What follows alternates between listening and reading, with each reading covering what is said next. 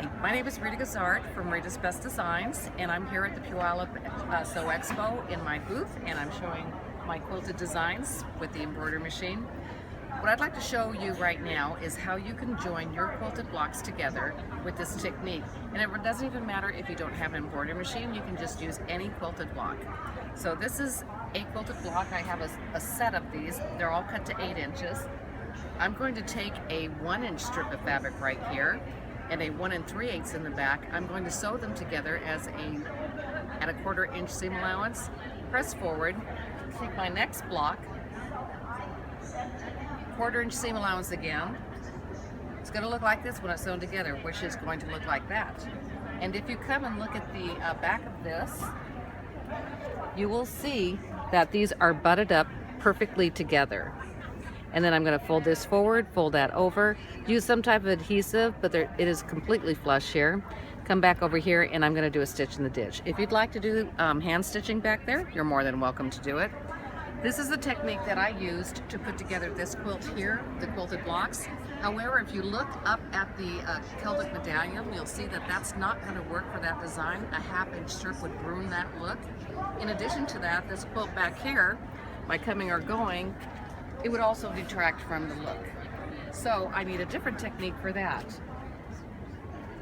The way that I did this particular design, it requires a 200 by 300 hoop, which is 8 inches by 12 inches. And this design is created within that hoop. I use a product called embroidery batting by Floriani. The reason that I use that is because, as you know, Floriani products are designed for embroidery. And it's soft. If you look at this quilt right here, excuse me for just a second, this has been washed once. It's very soft, very pliable. That's what all my quilts will end up being by using this product.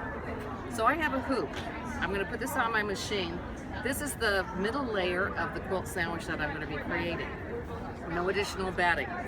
So it's going to stitch a triangle out for me. I'm going to place my triangle of fabric, and I'm just going to start stitching and flipping directly on the batting until I have all 3 of these on here. Then I'm going to flip my hoop over. I'm going to put a piece of fabric on the back. So now I've got this part of the sandwich, the middle part of the sandwich, the back part of the sandwich, back onto the machine, and it's going to do all the quilting here for me. Now, part of this design is that it's going to add this piece of sashing here at the end. So this is a stitch right here. There's my sashing. I'm going to have several of these units. I'm going to trim them per the instructions to this size. Then I'm going to start adding my strips together. So I would want to join this strip to that strip. The way that I do that is as you can notice, part of the trim, my batting is a 1/2 inch shorter than my sashing. So I'll take this sashing, line it up to my section right here, sew a 1/4 inch seam allowance. When I open it up, it's going to look like that in the front, and I'll show you what that looks like on the back over here. The back is going to be completely flush.